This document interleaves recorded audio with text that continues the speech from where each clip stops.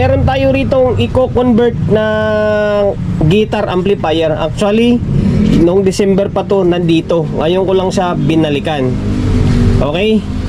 Carvine na Pro Bass 100 na guitar amplifier. Na-convert ko na eh.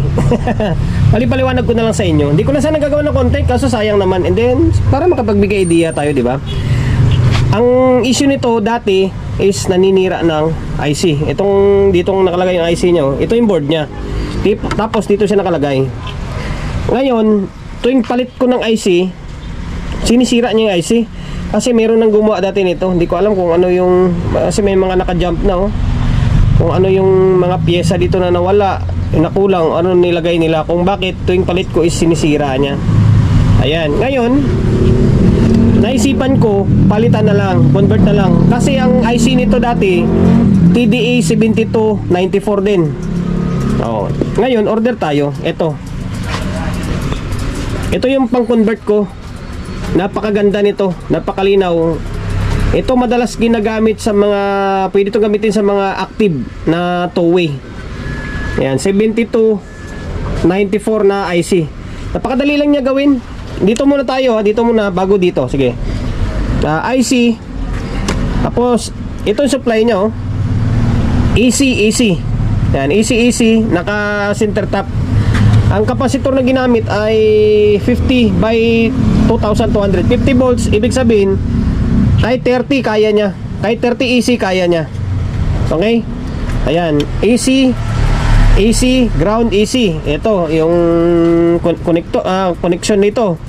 Tapos, ito yung input niya. Signal input.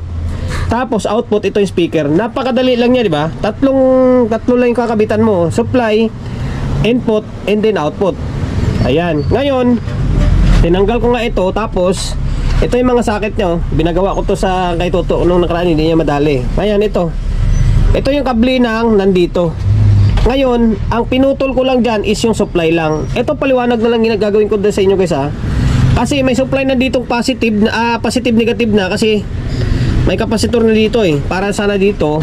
Ngayon, hahanapin mo na lang kung saan yung positive, negative, and then ground. Kasi wala siyang data. Walang data ito. Okay? Although, pwede naman tanggalin ito. Tapos, sundan nyo yung paa ng kapasitor. Diba? Kaso ako, wala na. Ginagawa ko na lang, inaktal ko na lang sukat. Ground, tapos susukatin ko kung saan banda yung linya, yung positive and then negative. Okay? Tapos, kung sabihin natin ito, positive ito, hindi, i-inject mo sa may positive side. Take note guys ha, tingnan nyo muna kung alin yung ground dyan or pinaka-center top nya. Tandaan nyo, huwag kayong magkamali ng magkamali ng topping ha, baka may mabaliktad nyo. Basta kung saan yung positive na linya na lumabas dito, kailangan sa positive din siya. Kung negative, kailangan sa negative din siya. Diba? Pwede, although pwede naman kung gusto nyo talaga, putulin nyo to dito. Kaso hindi pwede. Kasi pag pinutol nyo to dito, tapos dito kayo mag-inject, mawawalan yung supply yung tone control. Kaya kailangan yung positive lang talaga kukunin yung papunta rito. O yan, ngayon ito yung positive ko, positive, ground, negative, kasi naka center top siya. Okay, tapos na yung supply. Tapos na tayo sa supply, dako tayo sa may input naman. Input ngayon, ito yung input nya, input, in, tapos ground. Dalawa lang yan, in, tapos ground. Kahit di ka na maglalagay ng ground dyan, okay lang yan. Magkakaroon pa rin ng audio yan kasi may common ground tayo eh. Ngayon, ang paghahanap naman ng audio, kasi nga wala nakalagay dito na data, walang data dyan na kung saan yung audio out, audio in. Ang gagawin nyo is audio tracer. Saan ba yung audio tracer ko? Nawala na yung audio tracer ko. Ito pala. Ito. May audio tracer kasi ako. Ito, yan. Audio tracer to. Ang gagawin nyo, patunugin nyo muna ito. Patunugin nyo ito. Sige, demo ko na. Ngayon, ito. Inasinta ko na yung audio tracer natin. Ayan nyo, gawan ko na lang ng video ulit itong audio tracer natin. Ito yung audio tracer ko. Ito yung speaker. Okay, speaker ng TV yan. Ngayon, i-ground mo siya siyempre dito. I-ground mo siya. Tapos, ito yung pang-inject natin. Yan, ito yung pang-inject. Ngayon, I-plug in natin to. Ngayon, on ko muna. Di mo na lang muna ito. Although working na yan, di mo lang. Ito. O yan, naka full volume na to. Full volume natin. O yan, naka full volume. Working na to. Ngayon, ang gagawin mo dyan, mag-i-inject ka pa isa-isa. Kasi ito nga sakit to. Mag-i-inject ka dyan pa isa-isa hanggang sa makuha mo yung tunog. Tulad nito, yung kulay puti na to, ito yung nakuha ko na audio nya. Yung audio papunta dito sa may amplifier. Ito to. Walang volume natin dito. Ito, tingnan nyo. Di ba? Tumutunog siya.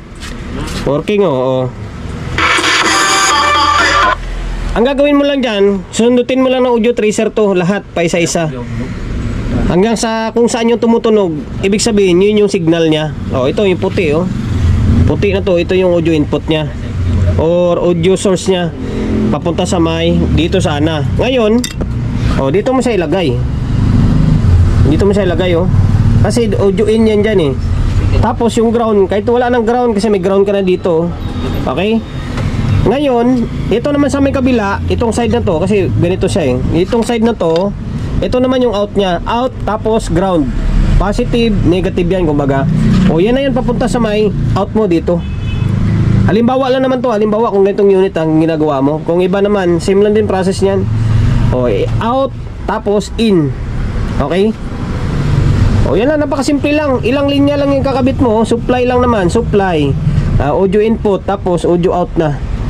Ayan, ngayon, patunugin natin na meron ng speaker. Okay? Meron ng speaker na nakakabit to. Ito. Yung isang midhigh ko doon, isang midhigh. Yung watts nito, alam ko nasa 100 watts to 150 watts ito Ngayon, PL lang gamit dito. Okay lang naman, ito for demo lang naman Basta yung importante yung gumagana ito. Ngayon, ito yung input niya. On natin. Naka-on na. Okay, may nakakabit pa rin na input. Volume natin ito. Ito yung pinaka-volume niya bass. Ang linaw na tunog Sa totoo lang guys, ang quality talaga ng tunog ng TDA na to, napaka-quality ng tunog ng TDA na to. Huwag mo lang hanapin yung kalabog na todo. Pero pagdating sa vocal and then high, napakaswabe. Napakaswabe ng tunog niyan.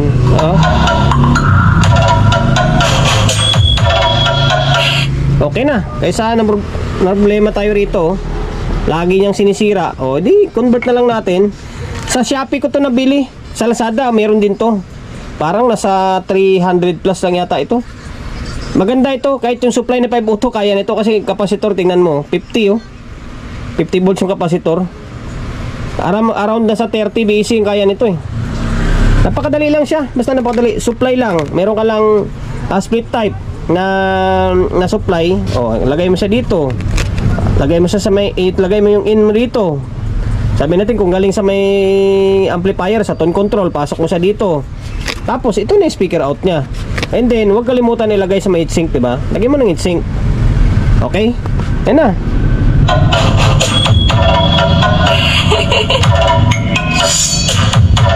Sa totoo lang guys, ang dami ko na convert na mga unit na hindi ko lang nagagawa ng vlog. Natamad kasi ako. Ito ngayon, ginawa ko para kahit pa paano may content tayo and then makapagbigay idea tayo sa mga kapwa natin. Technician na medyo bago-baguhan pa lang na gustong mag ganito, mag DIY or mag convert. Ilang linya lang yung kinuha ko. 1, 2, 3, 4 lang na linya sa dito. Yung iba dyan, baliwalain mo na yan. Baliwalain mo na yung iba. Okay na yan, working na yan. Di ba?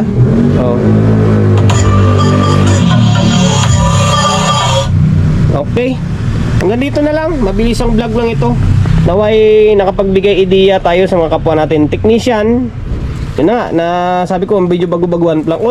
Although kahit di ka technician, kung gusto mong mag-DIY ng ganito, di ba? Yung ganitong matipuan mo to, at least makapagbigay idea ako. And then gawan ko ng video ulit yung hindi ganito conversion na kung paano naman i-wiring ito against dun sa may pinaka-amplifier lang. Diretso lang siya. Okay? Ayan, promotion bago tayo magtapos. Siyempre, shop natin. Solid G Electronics Repair Shop. And then 61 Don Julio Gregorio Street sa Uyo Road sa Uyo, Quezon City. Social media pages natin, so hindi pa nakapag-follow, paki-follow, and then siyempre paki-share ng video natin sa my Facebook, YouTube channel. So hindi pa nakapag-subscribe, paki-subscribe, like, share, and then siyempre paki-hit ng bell button sa gilid para updated ka sa mga susunod na video na i-upload ko. Ingat, God bless, and then peace atin lahat.